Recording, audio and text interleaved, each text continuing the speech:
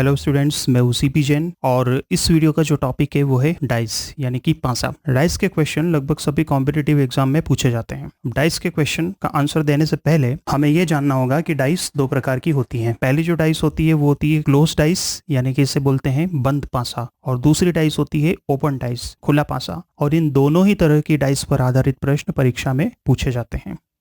तो देखिए, डाइस के क्वेश्चन का आंसर देने से पहले हमें डाइस के बारे में कुछ महत्वपूर्ण बातें हैं जो जाननी होंगी, और कुछ बेसिक कॉन्सेप्ट है जो हमें डाइस को लेकर के क्लियर करना ज़रूरी है, तभी हम डाइस के क्वेश्चन का सही और जल्दी से आंसर दे सकते हैं। ठीक है, चलिए आगे बढ़ते हैं। अगर डाइस की मैं बात करूं तो सबसे पहले हमें यह समझना होगा कि डाइस कितने प्रकार की होती है।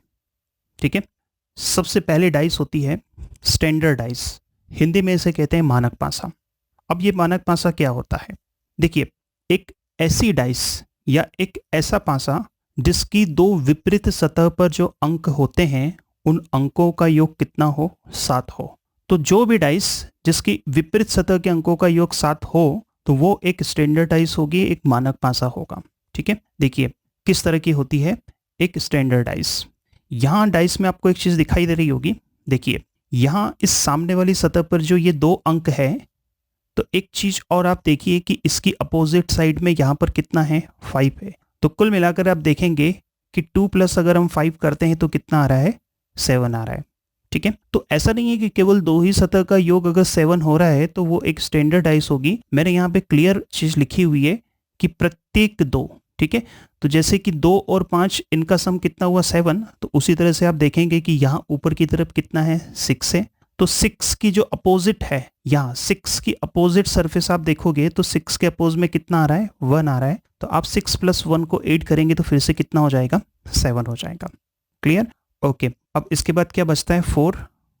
तो यहाँ पर आप देखेंगे कि 4 के अपोज वाली यानी कि इसकी जो विपरीत सतह है इस पर कितना अंक है? 3 है। तो 4 प्लस 3 अगेन कितना हुआ? 7। तो आपने देखा कि इस पासे में प्रत्येक दो विपरीत सतह के अंकों का योग कितना आ रहा है? 7 आ रहा है। इसलिए हम बोल सकते हैं कि ये जो डाइस है किस तरह की डाइस है? ये एक स्टैंडर्ड डाइस है। क्लियर हुए? ठीक है, अब दूसरी डाइस देखते हैं कि वो डाइस कौन सी है। दूसरी होती है non standard dice. Non standard dice Hindi में इसको बोलेंगे अमानक पासा। अब अमानक पासा कैसा होता है? अमानक पासे की दो जुड़ी हुई सतह के अंकों का योग 7 होता है।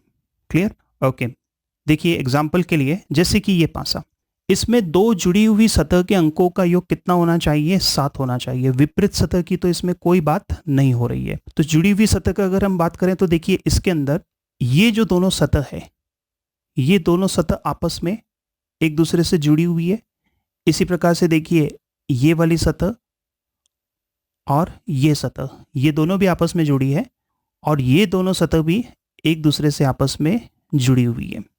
तो जैसा कि यहाँ पर लिखा हुआ है कि दो जुड़ी हुई सतह के अंकों का योग कितना होना चाहिए? 7 होना चाहिए। तो ठीक है, ये दोनों सतह आपस में जुड़ी हुई है, तो 1 और 6, तो 1 और 6 का योग कितना हो गया? 7 हो गया। इसी प्रकार से देखिए ये जो जुड़ी हुई सतह है, क्या इन दोनों का योग 7 हो रहा है? नहीं हो रहा है। क्या इन दो सतह का योग 7 हो रहा है? नहीं हो रहा है। लेकिन देखिए इन दोनों सतह के अंकों का योग कितना हो रहा है? 7 हो रहा है, 7 है। इसलिए ये चीज कंफर्म है कि इस तरह का जो पासा होता है ये एक नॉन स्टैंडर्ड डाइस होती है, ये एक अमानक पासा होता है। क्लियर हो? ऐसा जरूरी नहीं है कि सभी दो सतह के अंकों का योग 7 आए। कोई भी दो सतह ले लीजिए, और यदि उन दो सतह पर जो अंक है, जुड़ी हुई सतह पर जो अंक है, आपने उनको जोड़ लिया, जोड़ने पर यदि 7 आया तो वो एक नॉन स्टैंडर्ड डाइस होगी। क्लियर हो गई ये बात? ठीक है, नेक्स्ट।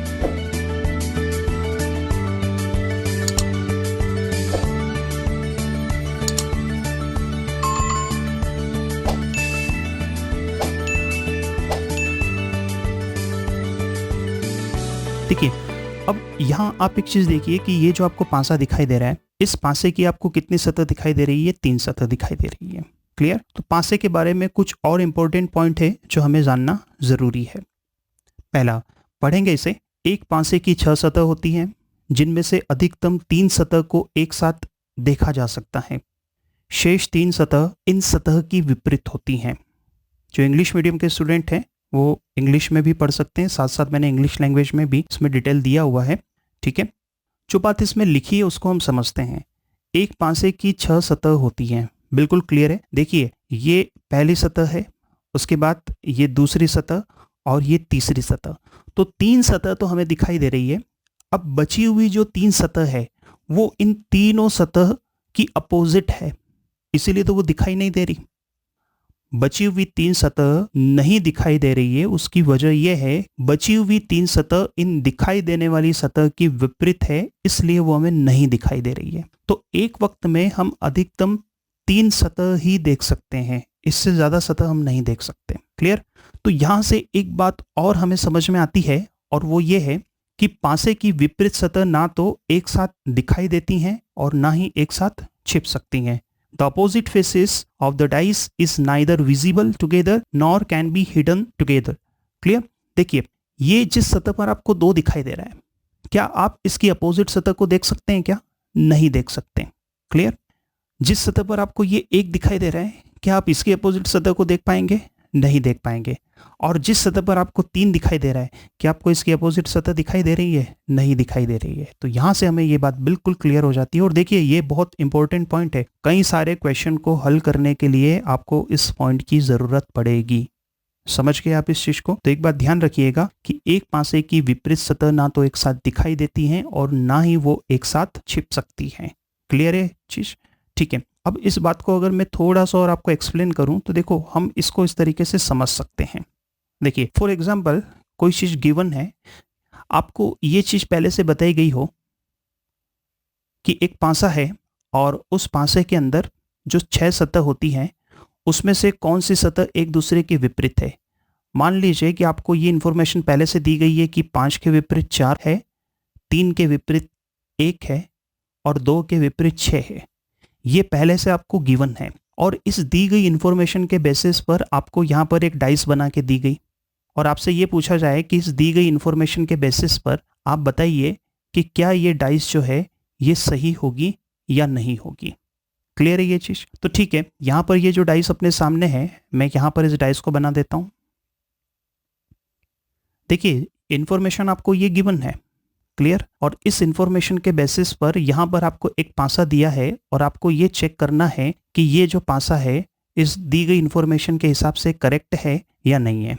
ठीक है, ये चीज आपको बतानी है। तो एक बात बताइए कि यहां पर ये 1 और 3 ये जो दोनों सतह है, जो इंफॉर्मेशन आपको दी गई है उसमें तो ये दोनों एक दूसरे की क्या है? अपोजिट है। और अभी हमने इस बात को समझा है कि अपोजिट सतह कभी भी एक साथ नहीं दिख सकती। तो इस पासे में विपरीत सतह 1 और 3 तो एक साथ आपको दिखाई दे रही है। इसका मतलब ये हुआ कि दी गई इंफॉर्मेशन के बेसिस पर ये पासा गलत है, ये सही नहीं हो सकता।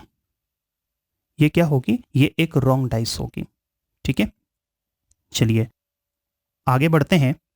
ओके, तो ये जो पासा आपको दिखाई दे रहा है, आप इसके अंदर एक चीज देखिए कि ये किस तरह का पासा है।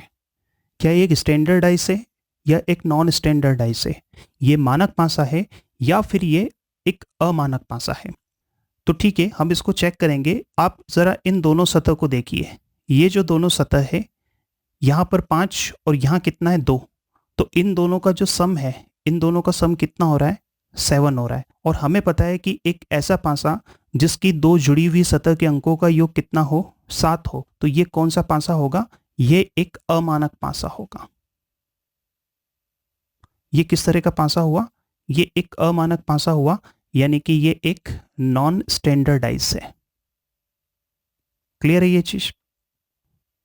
ठीक है, तो इस पासे की बात करें तो एक चीज आप देखिए कि इस पासे में आपको यहां पर दिखाई दिया है 1, देन इधर 3 है और यहाँ 5 है। तो एक चीज इसके अंदर देखिए कि क्या इसमें किसी भी जुड़ी हुई सतह का योग 7 है क्या? जैसे कि ये दोनों सतह आपस में एक दूसरे से जुड़ी हुई है, क्या इन दोनों का योग 7 है? नहीं है। क्या इन दोनों सतह का योग 7 है? बिल्कुल भी नहीं। और ना ही इन दोनों सतह का योग 7 है। तो क्या हम ये बोल सकते हैं कि ये एक मानक पासा है, ये है एक स्टैंडर्डाइज है?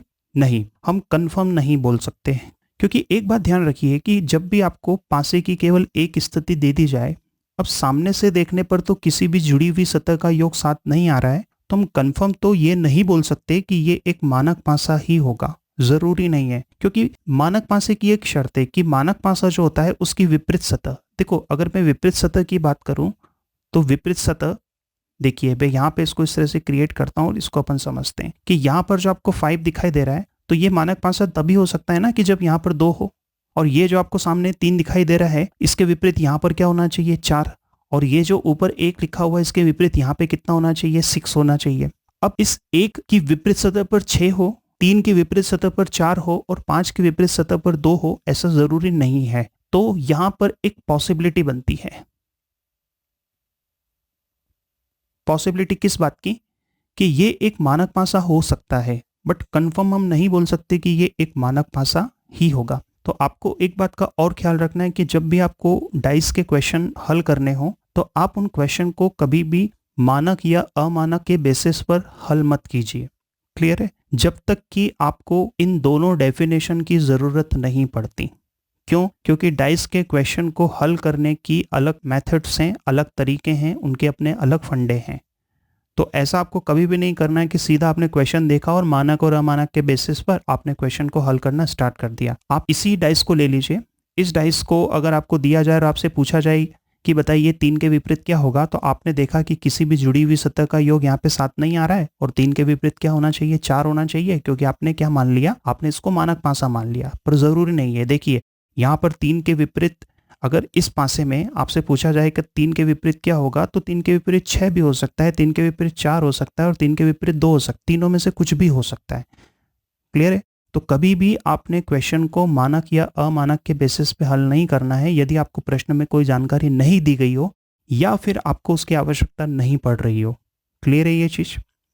ओके, तो देखिए ये था डाइस का बेसिक कॉन्सेप्ट। डाइस के बारे में कुछ इंपॉर्टेंट चीजें थी जो भी हमने डिस्कस की है। आप इन चीजों को ध्यान में रखिए ताकि आपको प्रश्न हल करने में कोई भी परेशानी ना हो। ओके, इस टॉपिक के जो अगले वीडियोस हैं उनको आप जरूर देखिए, बिल्कुल भी आप उनको मिस मत कीजिएगा, क्योंकि अगले जो वीडियोस हैं उनके अंदर मैं डाइस के क्वेश्चन को हल करने का तरीका बताऊंगा। तो डाइस के जो क्वेश्चन होते हैं वो जनरली इन 2 चीजों पर आधारित होंगे। तो ये ऐसे 2 केसेस बनते हैं जिस पर आधारित प्रश्न आपसे पूछे जाते हैं। तो इस टॉपिक के नेक्स्ट वीडियो को जरूर देखिए, बिल्कुल भी मिस मत कीजिएगा। Thank you.